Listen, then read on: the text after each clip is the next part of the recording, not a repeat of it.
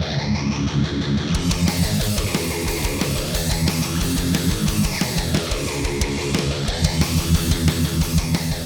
lovely freaks, and welcome back to the podcast. I'm your host, Amanda. And I'm Hannah. And if you're new here, hi, welcome. If you like things strange and unusual and true crime, you can go ahead and hit that subscribe or follow button. You can also head down to the description box, and you'll see a link that will take you to our link tree. And that'll give you access to our social media like Instagram, Twitter, and all that jazz. Yeah. The squeaky chair added to the aroma. Aroma. All right, we're back. I feel like we take a break every other week. Something always happens, but it's whatever. But we're back today with a murder episode. This one's going to be pretty rough because this has to do with two kids, actually, because one of them is a child and the other one, even though he's older, is still considered a kid because he's only 17. So, but anywho, so yeah, not for the faint of heart. And yeah, I was trying to think if there's anything I needed to say. Thank you to all the new people that we've gotten so far, because we are up to I think 113 subscribers on YouTube. So exciting.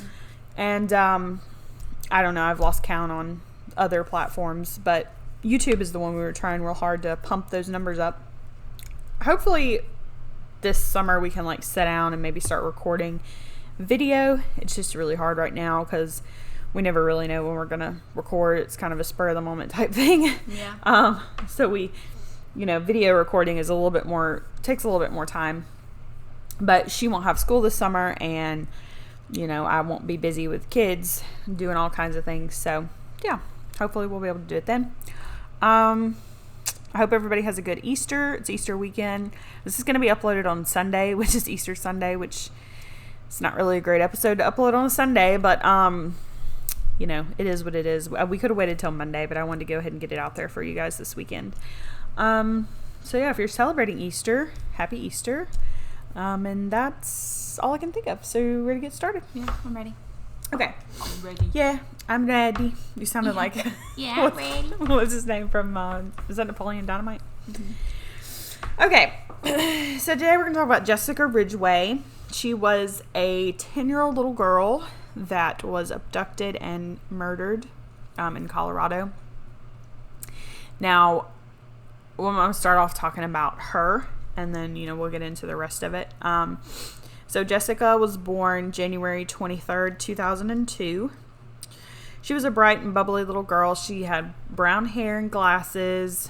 Her favorite color was purple. Same. And she was just a cute little girl. The picture of her is so cute. Her mom and her mom's sister and her grandmother, they all lived together, which I thought was kind of cute. It reminded me of Practical Magic or something like that. They were a whole bunch of women living together because her mom was divorced from her dad. Oh. Her dad, I think, lived in Missouri, but so her grandmother called them, they were the Three Musketeers until Jessica came along, and then they were the Four Musketeers. So she was super smart. Everything that was described, the way she was described, kind of reminded me of Adeline, because they said that she was just didn't act like a little kid, just kind of acted like not necessarily an adult. What's the word I'm just trying to look for? Just wise beyond her years. That's what I was trying to say. She also wanted to grow up, as a kid, we always. And everybody does this. My parents told me this, and then I tell the kids this, don't try to wish your life away. Don't grow up too fast. Yeah. Because when I was little, I was like, oh my God, I can't wait to be 16 so I can drive.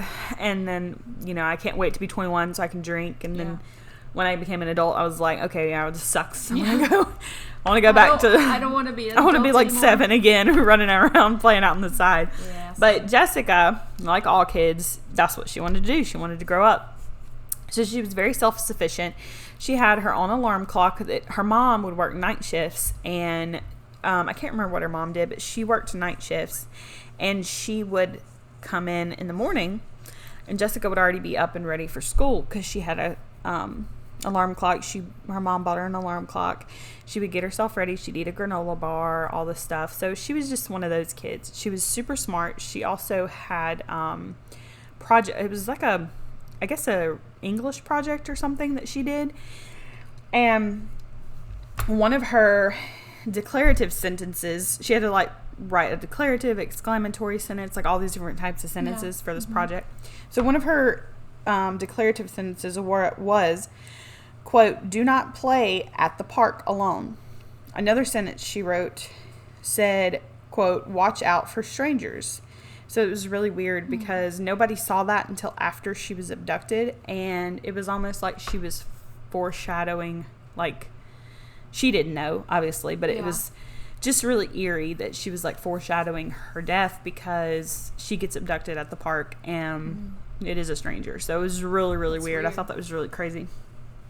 And we've talked about some things like that before where people kind of like foreshadow their death or whatever because they talk about something and then it happens. So she knew about strangers. She knew the whole stranger danger. This was in 2012 when this happened. So yes, I mean, there was a lot of serial killers, obviously, in the 80s and all that. And people knew about abductions and children getting snatched up. But this community that she lived in Colorado was really small.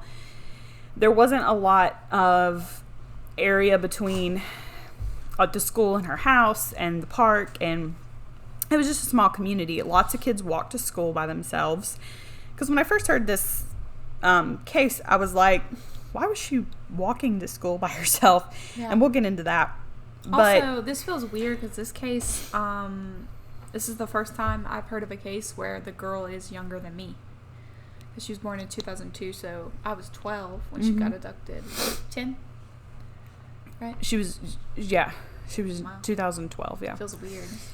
So, she, we'll get into it. So, let's talk about what happened October 5th, 2012. Jessica was getting ready for school. Like I said, her mom worked night shift and her mom was home and she was helping her get ready. They would peel oranges in the morning because that's what Jessica wanted as a snack every day. She had a friend that lived only like 1,000 feet from their house. So basically a neighbor. I mean, maybe a block over. And the park was somewhere in between there. It was either beside the neighbor's house or right before it or right after it, whatever. But that's where she always met her neighbor at his house or at the park, either one, and then they would walk to school together. The school was a bit further. It was about 8 blocks away, so that's pretty far, but if they kind of had like a buddy system, they would walk together. So, this was something she did every day. Because like I said, when I first heard this, I was like, why? I would never let my kid walk 8 blocks. But then I realized that her friend's house was basically the neighbor right across the street. And then they would meet and then, walk to school. On this day, it was snowing a little bit, but it's Colorado, so it snows all the time. So it wasn't like a blizzard or anything, or her mom would have taken her to school.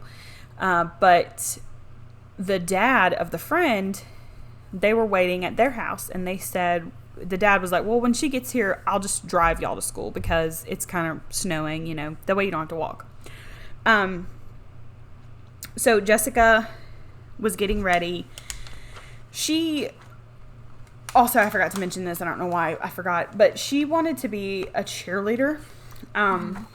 So that was another thing. Like she was always like into cheerleading and stuff like that. And, I think that morning she was like, talking to their mom about that, and then her mom was helping her get ready, but her mom said the last thing she saw was, she said, quote, "I watched her leave and then shut the door." She watched her walk down the driveway and then shut the door, thinking, okay, everything's okay. But Jessica never made it to school. Now the school called the mom on her cell phone, but Sarah, Jessica's mother, she had her cell phone in another room, or she had turned it off, one or the other, because she kept getting annoying phone calls from colleges that she had applied to like go to, I guess, like night school or whatever. and or day school, I guess, because she worked nights. But she had applied to all these different colleges, and they were just blowing her phone up. You know how colleges are. And so she was really, really tired, and she was like, I'm just going to put my phone either on silent or in the other room, whatever she did. And so she didn't hear the phone calls. Mm-hmm. So they left a voicemail, and they said on the voicemail, the teachers, the principal, whatever, said that Jessica never made it to school, which was really odd because Jessica was like always at school. And if she wasn't, her mom always called and was like, hey, she's sick. She won't be there today. So unfortunately, and then the neighbor friend also, Jessica never made it there. So they thought, well, maybe her mom took her to school. So we'll just go ahead and go to school, and I got to go to work. Yeah. But the mother, Sarah, she did not see the voicemail until 4 o'clock that afternoon. So it was a long time. Jessica usually got home around 4:30, which I thought was a really late time for kids, but I guess normal in Colorado? Well, yeah, because some states start later than I was to say they probably my kids. They start later. At 8 o'clock. Yeah. So she didn't see the voicemail until 4 o'clock. 4:30. And she said, when she did, she was like, okay, well, maybe Jessica, was playing went over to her friend's house, was playing at the park. She never skipped school, but maybe today she was just like, I need a break. I don't know. Yeah. So she didn't think the worst at first. So she went to the park and looked for her. Didn't find her. Then she went to the friend's house. The friend weren't there. And so then she went to the school thinking maybe they just made a mistake. She said once she got to the school and she had searched everywhere that she thought she had been, and she realized that she wasn't anywhere. She said that's when, she got that sinking feeling in her stomach. And so immediately after this, she called the police. And then a lot of this case, also, you can look up different audio recordings of the 911 calls and stuff like that. I'm not going to play them, but you can look them up. You can also look up the court proceedings as well later on. We'll get into that, but there's just a lot of information out there. But so she called 911 and she told them, my daughter's missing. Gave them her name, what she was wearing, and all that. So almost immediately, which is pretty crazy because sometimes they don't do this, but almost immediately they sent out an Amber Alert and they started looking for Jessica. The police did. They That's very rare and in between. Yeah.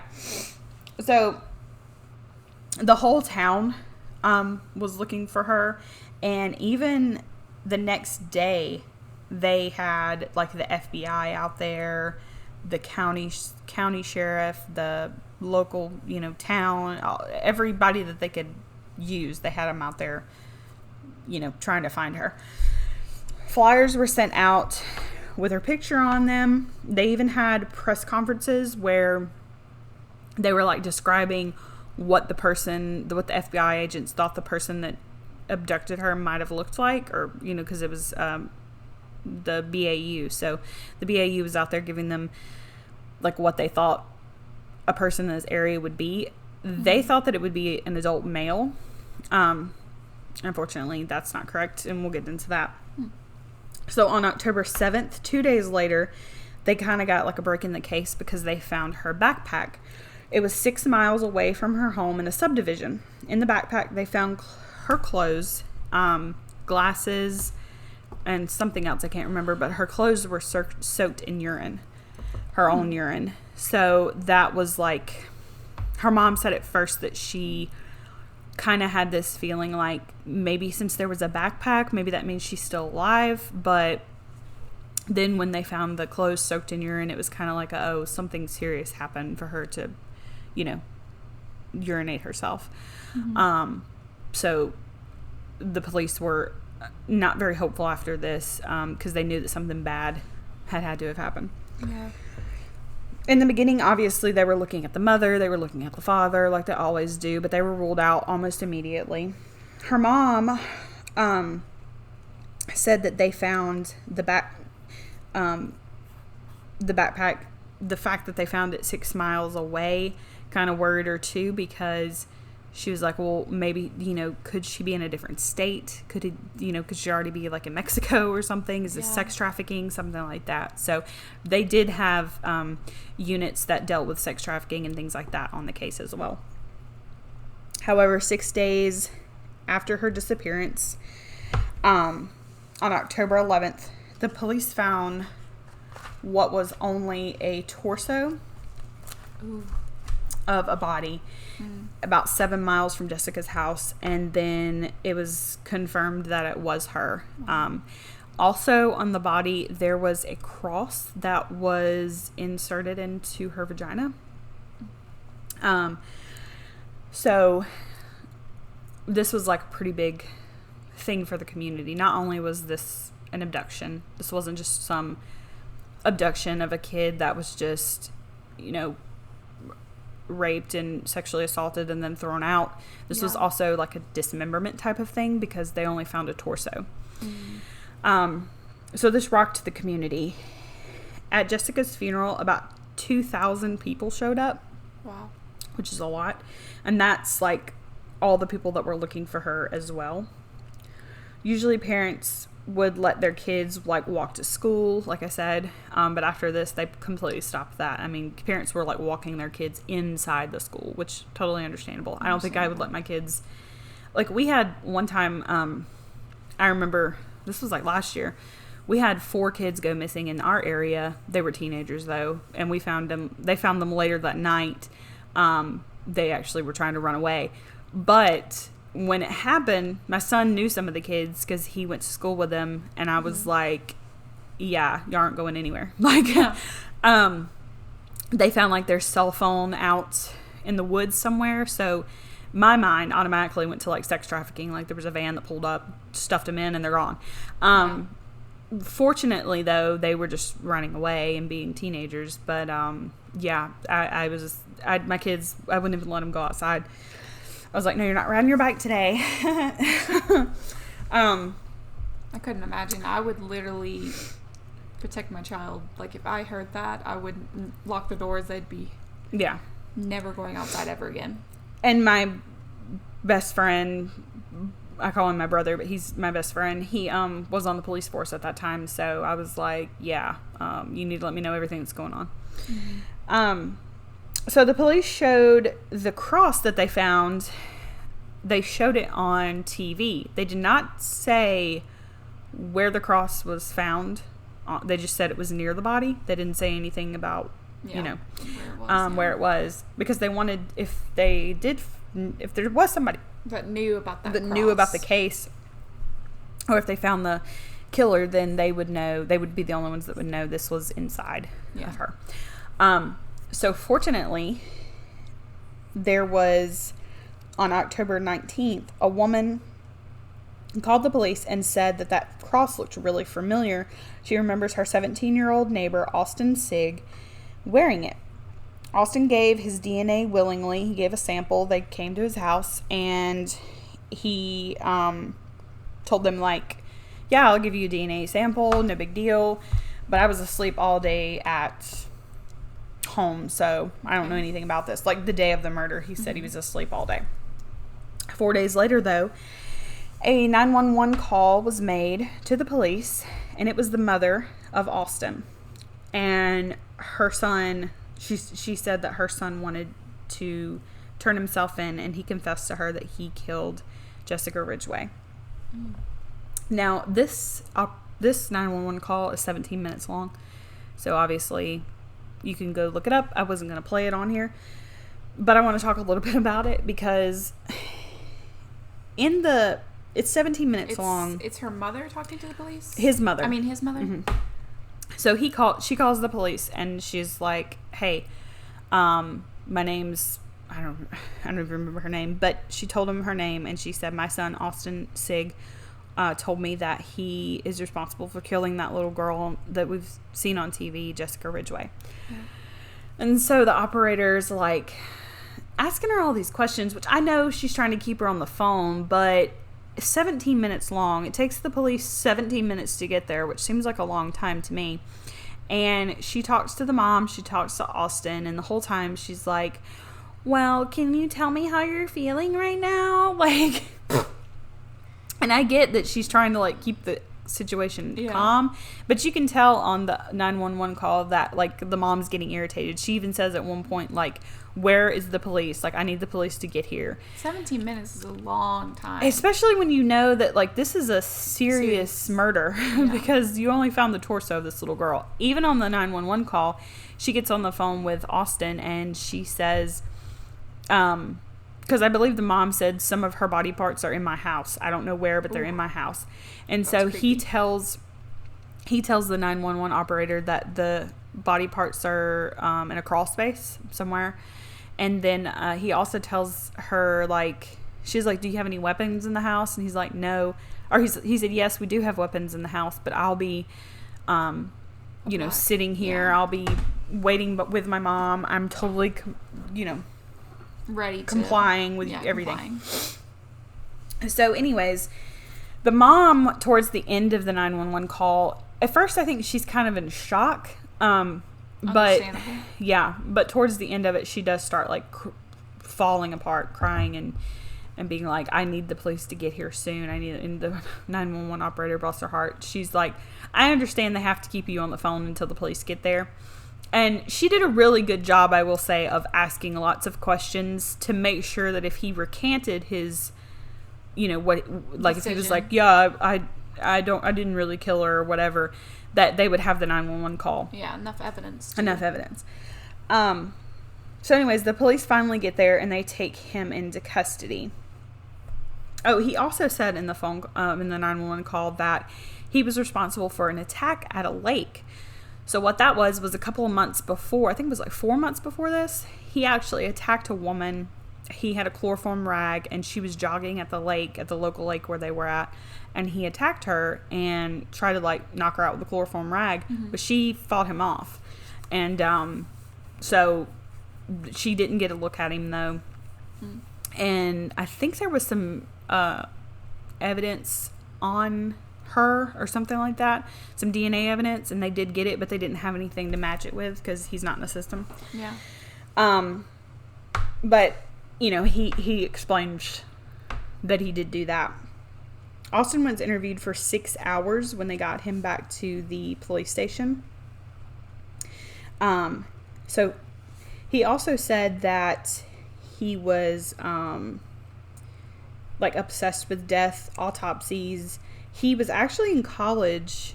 I can't remember what college he was at, but he was in college for mortuary science. Isn't he 17? Yes. So let me explain. So he's, like, really smart, I'm guessing.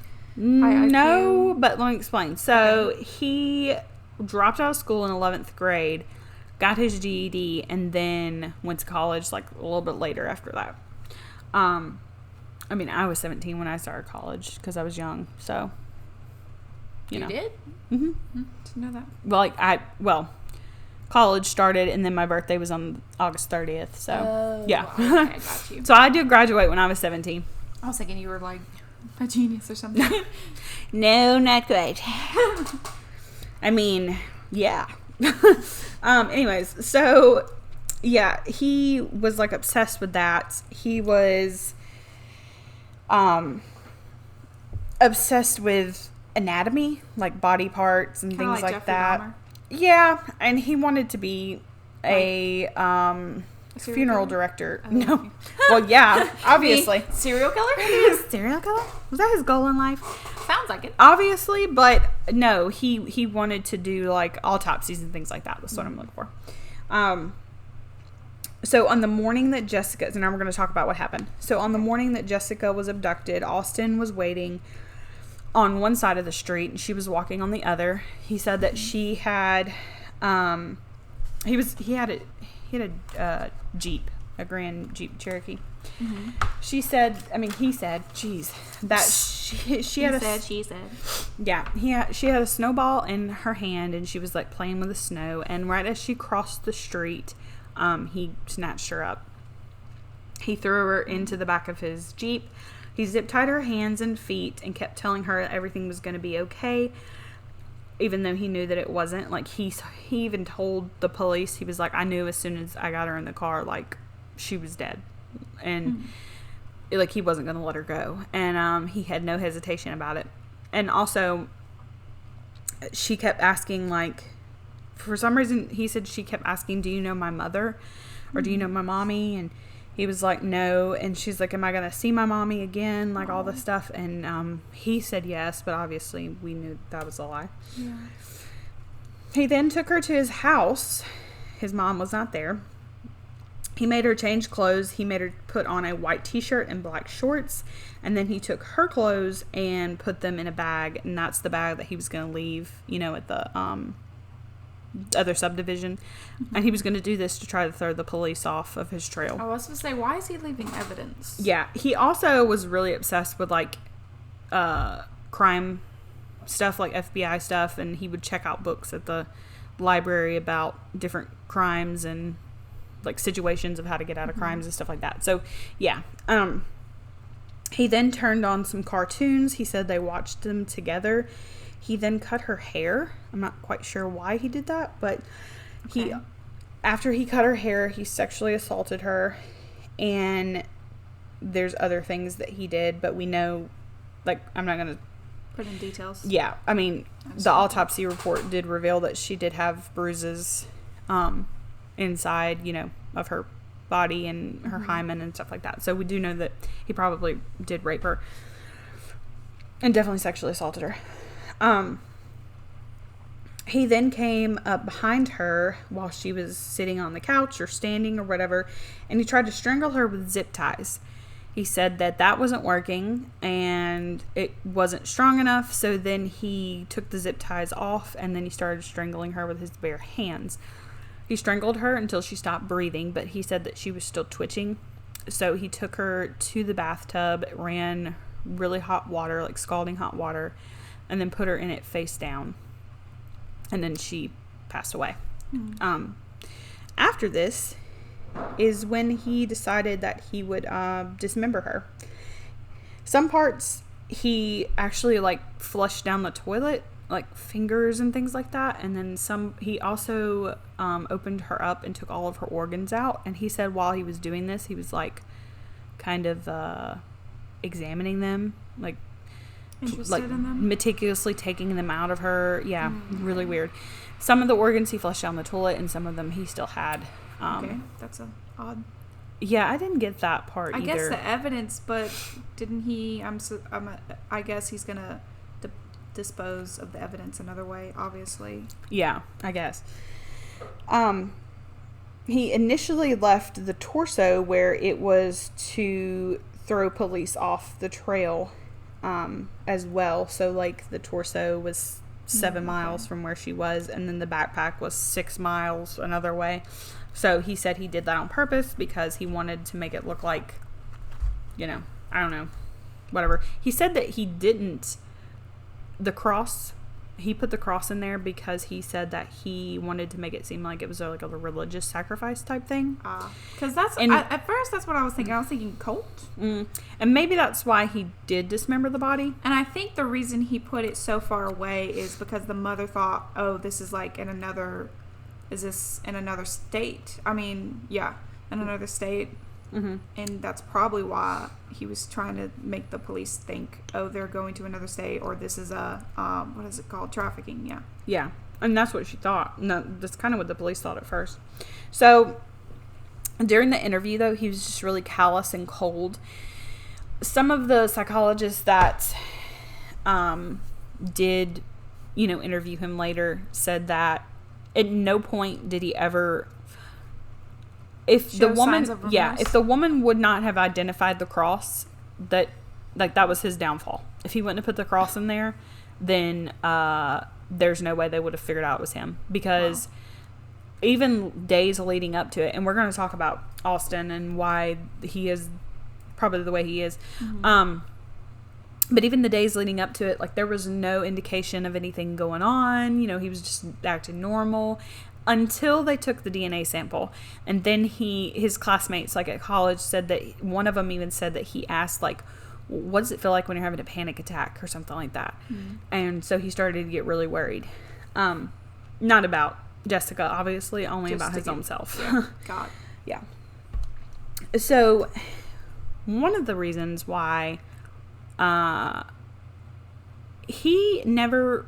So we'll talk about Austin. Okay. Hold on. let me backtrack. So he didn't really have a shitty childhood or anything. I mean, he wasn't abused or anything like that. I believe that he did have some sort of, like he maybe bumped his head once or twice, but it wasn't anything. Injury. No, it wasn't anything significant. He didn't have any kind of head injuries or anything like that. One of the psychologists before he ever did this is when he was small, and we'll talk about that. He was seeing a therapist at the time that he was 12, and she said that she felt like maybe he was just born this way, because when he was 12, he got caught looking at child pornography at 12, which is really weird because I've never met a young. I'm not laughing at that. I'm just like, I've never seen a young person look at child pornography. You know what I mean? And usually they're sexually abused first before they do that, so that's kind of odd. Yeah. So he was looking at child pornography, and then his mom and dad, they were separated, and he had a stepmom. His stepmom was the one that decided, like, oh, we should get him some help for this. Like, it wasn't the mom or the dad. They were just kind of shrugging it off. But it was the stepmom that was like, yeah, he needs to see a therapist because this is not normal. Yeah. So... yeah, stepmom. Yeah, so he sees this therapist. And, of course, they start him on pills at the age of 12. He's also,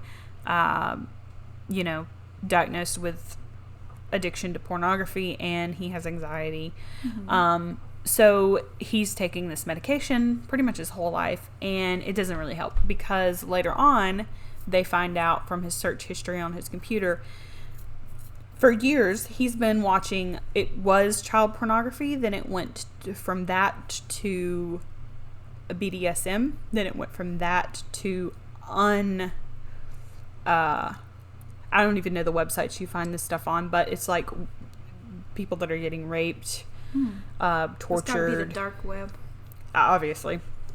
And there was even children being abused that he was watching, all this different types of stuff. There was some things that he would Google would be like how to tie up a person, and we've seen people... other serial killers look these things up too. At one point, his mother, kind of a red flag. I don't know if my son came to me and wanted to know this, I would be like, and why is that? He asked his mom, "Can you help show me like how to tie up somebody with what's it called, zip ties?" And she did. Like what? She said that she thought it was a part of his, like, projects for school or whatever, because he was always, like, interested in murder things. That was a project. Like, he was going to be an FBI agent. Like, why would an FBI agent need to know how to tie up somebody? I don't know. I will give his mom props because she did turn him in. She could have not called the police. She could have just been like, yeah, okay. Yeah. Go back to your room. Or be like, we're gonna get through this. They'll never know. They'll never know. But she did, but some of the things that she did were a little weird.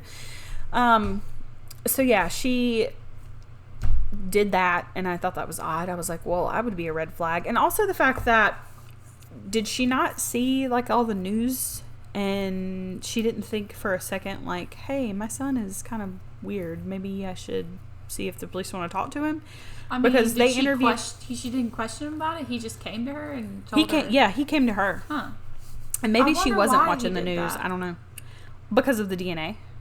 Because of the DNA sample they got. Because he knew he was going to get caught? Yeah. I mean, he pretty much knew he was over with. Because they did. I mean, they had they matched the DNA. It was. I guess he didn't want to wait around for them to catch I guess him. not. Yeah. So yeah, he definitely had some serious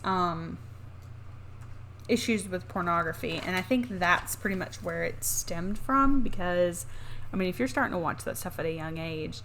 But I've never seen a psychology report where the psychologist was like, he was just born that way. It was biological. It was a biological thing. I'm like, what? I didn't know that was possible. Like, I feel like somebody had to have shown him this stuff at school or something like that. And that's probably where it started. Or it could be something chemical, like because of his emotions. And he's I'm guessing he's a sadist. No. What are they called? Where they're all about themselves. Narcissist, yeah. Probably. I mean, obviously, yeah.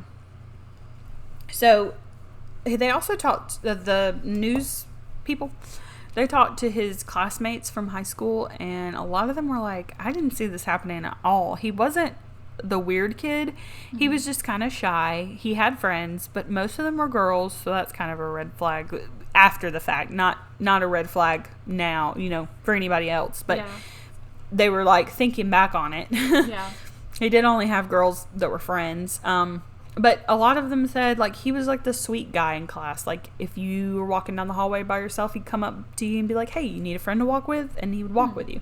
So he wasn't, like, I don't know. Like a creepy Jeffrey Dahmer. Yeah, Jeffrey Dahmer. Because a lot of people were, like, pulling a Dahmer is what they would say about Jeffrey Dahmer. Because he was just kind of weird. And he would do, like, anything you wanted him to and all this stuff. Yeah. So, he wasn't like that. He was just the shy, normal kid. He was gothic, but that doesn't mean anything, please, because I was, and I'm not a murderer. So, nothing like that, nothing abnormal. And he did have a lot of friends as far as girls, like I said. So, Austin was arrested, obviously. There's a lot for the court thing, and we could have made a whole nother episode on that, but I wasn't going to do that because we're not a court podcast. But ultimately, you guys want to know, obviously, what happened. Like, what did he get sentenced? Well, he got sentenced to the full extent that he could. If he would have been 18 when the murder happened, he would have got sentenced to death. Mm-hmm. But since he was not, he was 17, they could only do life in prison. So they gave him life in prison, which was 40. They gave him, like, life in prison with the possibility of parole in 40 years. But the judge upped to the sentencing and gave him life in prison, possibility of parole in 40 years. However, he would serve another 86 years. I don't really know how that works, but basically the judge made it to where he'll never get parole. Like, he could get parole in 40 years, but since he tacked on that 86-year sentence to it, it kind of makes it to where he won't ever get parole. And he'll likely die in prison. Okay. He has to serve them consecutively. Okay, so he can't, like, yeah. There's no possibility. There is a possibility, but he'd have to still go to prison. I know what you're saying. Yeah, it's weird. The law is weird to me. But, like I said, I understand some things, but when there's things like this, I'm like, what? Doesn't make any sense.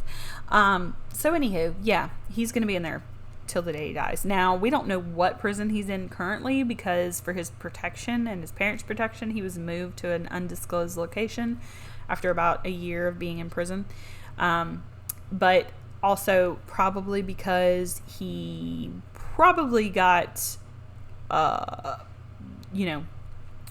was going to say something, but he probably got beat up in prison because they don't like child murderers and things like that, and child abusers. That they're not about that. So yeah, he probably got moved for that purpose as well. But yeah, that is the case of Jessica Ridgeway.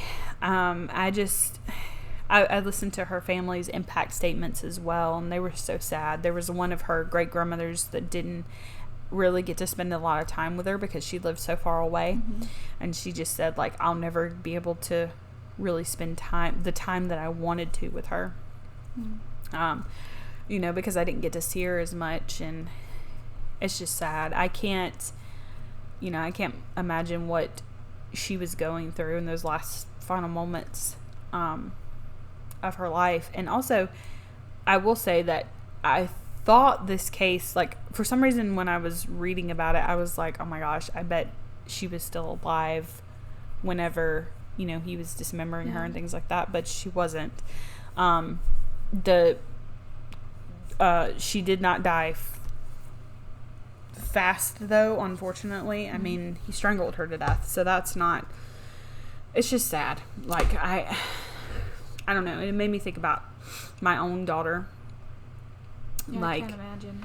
You got to really be a sick person to do that to a kid or anybody, really. I can think of, because it's really strange to hear about a case and he hasn't had any kind of trauma. The only thing I can think of is maybe the head injury, but then also maybe that he doesn't have, like, once all these feelings came is when, when you're 12 and you're starting to figure out your body and everything. Yeah. And I bet probably, how we have an emotional attachment to when we're younger. Like, there's this thing, Sigmund Freud, he said that when you're younger, you're attracted to your mom or your dad. Yeah. And you want to marry him. Like, how you're like, I want to marry daddy. No, I want to marry daddy. Yeah. And it's just like a thing that happens because you have so much love for them that you imagine being with them. And so you try to find that person that's like your dad or like your mom.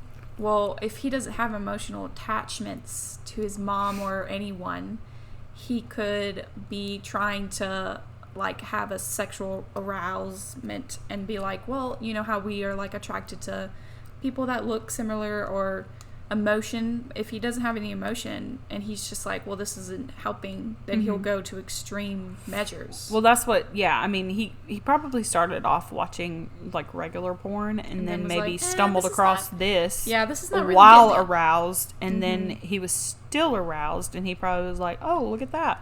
This is what I like.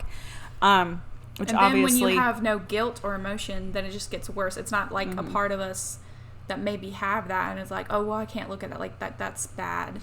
One of the odd things, though, is he did grow up in a really Christian household. Like, he went to a Christian school and was around. That's not really like odd, though. A lot of people that are Christians, tend to hate, like, atheists. That's true. I mean, we're Christians, he and could they have tend to hate God more. Yeah, but and he could have. It's odd in a sense. Like, I'm saying it's odd because where did he, like, see that? Like, yeah, that's true. See this, but also, I mean, as a Christian, I know that it could have been. I know I've been. There's plenty of people at Christian schools that are not the holiest of people, if you want to. Oh, yeah. So, I mean, and it was probably like like he knew it was bad, but he couldn't help it type situation, you know what I mean? So, I don't know. That's just crazy. I mean, my son is 13.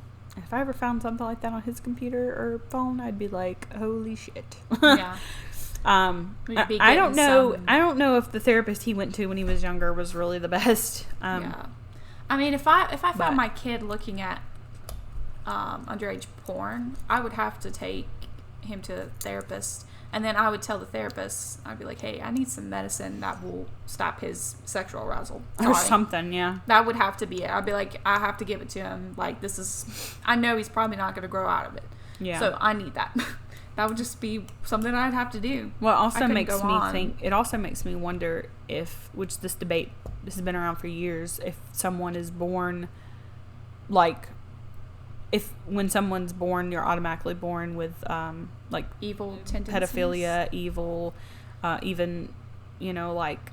I think so. Some of us. Yeah, I mean, it's very rare. Especially like Jeffrey Dahmer. We've talked about him before because he started at a really young age. Now, I mean, it didn't help that his dad would let him, like, skin animals. But, most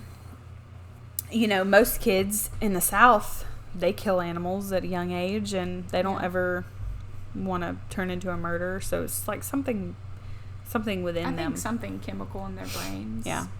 But also it doesn't help if you, abuse your kids and are pieces of shit to them. Yeah. We have seen before. So anyways, yeah, that's it. That's all we got for you today. We are done with this case. Hopefully, we'll be back next week. Should be. I don't see why we wouldn't. But I don't know what we're going to do next week. Probably another murder case. Unless you guys got something else we want to discuss. As always, you can go to our Twitter. And I'll have a poll up probably of, what you guys can choose from. And yeah, help us out there. Go ahead and like and subscribe to everything that you can possibly.